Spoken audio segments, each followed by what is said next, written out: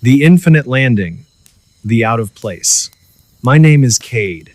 I've spent 15 years in search and rescue, mostly in the rugged, vertical terrain of the North Cascades. Up here, the mountains are jagged, the weather is homicidal, and the forests are so dense they swallow light. My job is to find the people who think they're bigger than the wilderness. Usually, I find them. Sometimes, I find what's left of them. But there are rules we follow, rules that aren't in the handbook. If you see a lone shoe on a cliffside, you leave it. If you hear someone calling your name in a voice that sounds like a recording, you don't answer. And if you find a staircase, you don't look at it, you don't talk about it, and for the love of God, you do not climb it. 2 days ago, I was looking for a missing solo hiker near the picket range, a place so remote it takes 2 days of bushwhacking just to reach the base. The first wrong thing was the silence. I had entered a pocket of the forest where the wind stopped. The birds, the insects, even the sound of my own gear shifting against my back, everything went mute. The air felt static, like the atmosphere inside a sealed tomb. It smelled of floor wax and fresh linen. Then, I saw it. In the middle of a grove of ancient hemlocks, surrounded by rotting logs and jagged shale, was a staircase. It wasn't a ruin. It wasn't the remains of a cabin. It was a pristine, spiral staircase made of polished mahogany, complete with a brass banister that caught the dim forest light. It didn't have a house attached to it. It didn't have a foundation. It just sat there, bolted into the mossy earth as if it had grown out of the dirt like a fungus. I checked my GPS. The screen was a chaotic swirl of gray static. My compass was spinning lazily, unable to find north. I stepped closer, my boots crunching on the dry needles. The staircase was clean, not a speck of dust, no bird droppings, no creeping ivy. It looked like it had been moved from a Victorian mansion 5 minutes ago. As I approached the first step, I heard a sound. It wasn't from the woods. It was the sound of a telephone ringing. A sharp, mechanical bring-bring that seemed to be coming from the top of the stairs, the landing that led to absolutely nowhere but the open air of the canopy. Aid. Pick up. The line. The voice didn't come from a person. It came from the wood of the trees. The bark of the hemlocks was vibrating, acting as a diaphragm for a voice that sounded like my old SAR mentor, a man who had disappeared in these same woods 10 years ago. The ringing didn't stop. It was a rhythmic, piercing sound that felt like a needle stitching through the silence of the glade. Every time the phantom phone rang, the mahogany of the staircase seemed to deepen in color, turning from a warm brown to a bruised, visceral red. I should have turned back. I should have marked the coordinates if my GPS had worked and reported a spatial anomaly to the head office, knowing they would just bury the file. But the smell of the floor wax was hypnotic. It was the smell of safety, of a childhood home, of a reality that made sense. I moved toward the base of the stairs. The wrong element shifted again. As I stepped onto the moss surrounding the mahogany, the temperature jumped. It wasn't the humid heat of the forest. It was the dry, forced air heat of a central furnace. I could hear the faint, distant hum of a ventilation system coming from beneath the dirt. Cade, don't keep them waiting. The voice from the trees was clearer now. I looked at the trunk of the nearest hemlock. The bark hadn't just vibrated, it had smoothed out. A patch of the wood, about the size of a human face, had turned into a flat, ivory-colored surface like a piece of drywall. I reached out my gloved hand and touched the first step. The wood didn't feel like wood. It felt like bone. It was hard, cold, and had a slight, oily resonance. The moment my weight shifted onto the step, the ringing stopped. The silence that followed was absolute. Then, I heard a footstep. Not my own. It came from above. On the landing, 3 feet above my head, a pair of shoes appeared. They were black, polished Oxfords, perfectly shined. There was no body in them. They just sat there on the mahogany, the laces tied in neat, symmetrical bows. Then, the shoes turned. They didn't lift off the ground. They rotated on the spot, the leather creaking with the weight of an invisible man. The toes pointed directly at me. "Is the guest room ready?" a voice whispered. This time, it wasn't the trees. The sound was coming from the brass banister.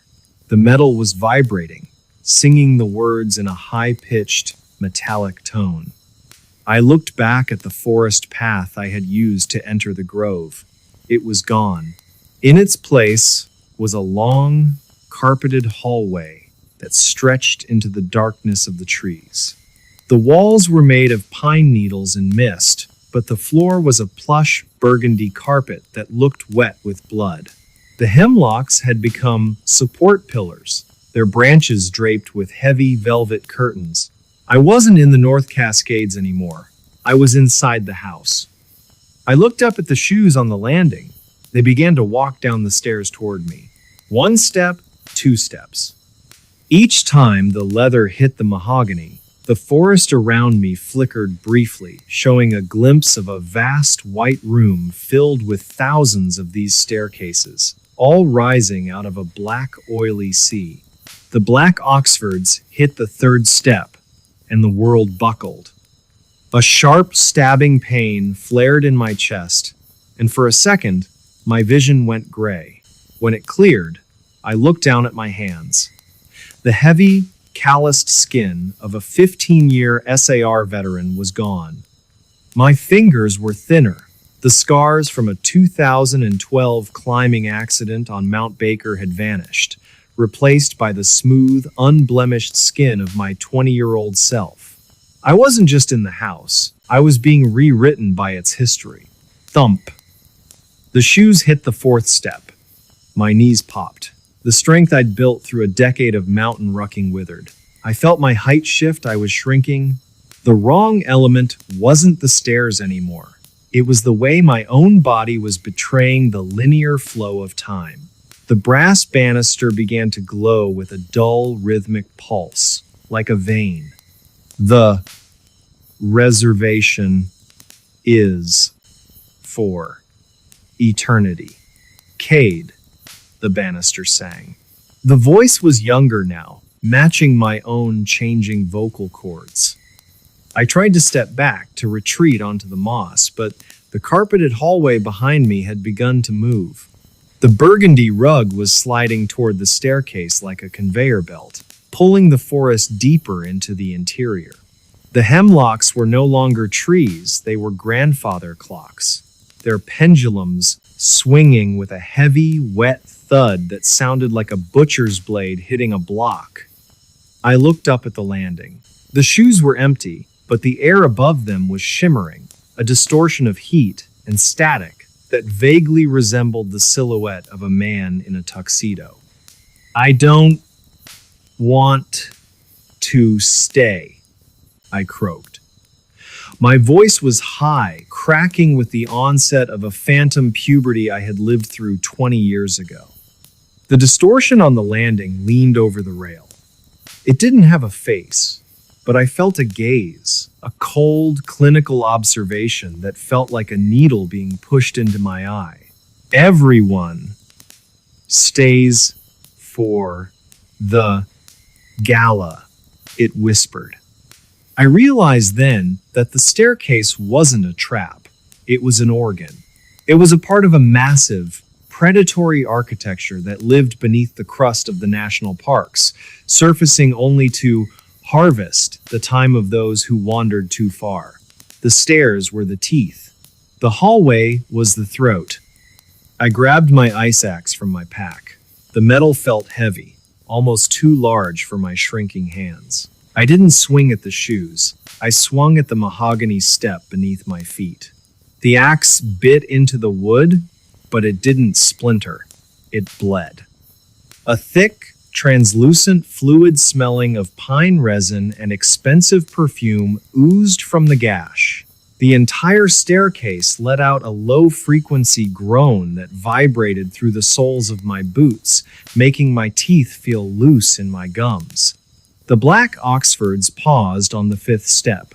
The laces began to untie themselves, writhing like two thin black snakes. They reached out toward my ankles, stretching with an impossible, elastic hunger.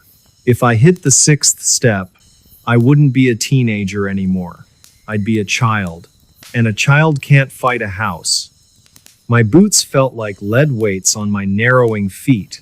I was losing inches by the second. The sleeves of my SAR jacket bunched at my wrists, and the heavy nylon straps of my pack began to slip off my shrinking shoulders. I was 12, 10. I could feel the memories of my life, the coordinates, the knots, the faces of the people I'd saved becoming fuzzy, like a dream you try to grab hold of as you wake up. The black laces from the Oxfords were inches from my ankles now, questing through the air like the antennae of an insect. Cade, the attic, is waiting. The house forest hissed. I looked at the staircase. It wasn't just wood and brass. It was a bridge between the physical world and something much older, something that fed on the duration of a human life. I looked at the gap between the third and fourth steps. There was no riser there, just a sliver of absolute velvet blackness. I remembered what my mentor told me before he vanished. The woods have a back door, Cade, but it isn't a door. It's a crack in the logic. I didn't climb up, and I didn't run back into the carpeted woods. I took the ice axe and jammed it into the brass banister, using it as a lever. With a strength fueled by the last of my adult adrenaline, I threw my weight against it. The brass didn't break. It shrieked, a sound like 1,000 violins snapping at once. The staircase shuddered. The house flickered violently. For a split second, the velvet curtains turned back into rotting hemlock branches, then back again. The black Oxfords stumbled, the laces hissing in frustration. I didn't wait for the next thump. I let go of the banister and threw myself, my small, trembling, 10-year-old self, directly into the black void between the steps. The fall didn't feel like falling. It felt like being erased. The smell of floor wax vanished, replaced by the scent of ozone and ancient frozen earth. The heat of the furnace was gone, replaced by the biting, honest chill of the North Cascades. I hit the ground hard, the air leaving my lungs in a sharp, painful burst. I lay there for a long time, listening. No phones ringing, no ticking clocks. Just the distant, beautiful sound of a scrub jay calling from a cedar branch. I opened my eyes. I was lying in a bed of dry pine needles. My SAR jacket was tight around my shoulders again. I looked at my hands. The scars were there. The calluses were there. I was 35 years old, and the sun was beginning to set over the picket range. I looked back at the grove. The staircase was gone. There was no mahogany, no brass, no burgundy carpet, just a patch of moss that looked slightly too clean, as if someone had spent hours polishing the dirt. I stood up, my knees aching with the familiar, welcome pain of a man who had earned his age. I grabbed my pack and didn't look back. I hiked for 6 hours in the dark, my headlamp cutting through the mist, until I reached the trailhead. I never filed the report. I never mentioned the mahogany or the Oxfords, because last night, while I was cleaning my gear in the safety of my own apartment, I heard a sound. It wasn't the wind. It was a soft, rhythmic creak coming from the hallway outside my bedroom. I looked out, and there, sitting on my hardwood floor, was a single, polished black Oxford. It was tied in a neat, symmetrical bow, and the air in my apartment suddenly smelled, just for a second, like fresh floor wax and a telephone that was about to ring. The stairs don't just stay in the woods. Once you step on them, you realize that the world is just one long, winding staircase, and something is always counting the steps.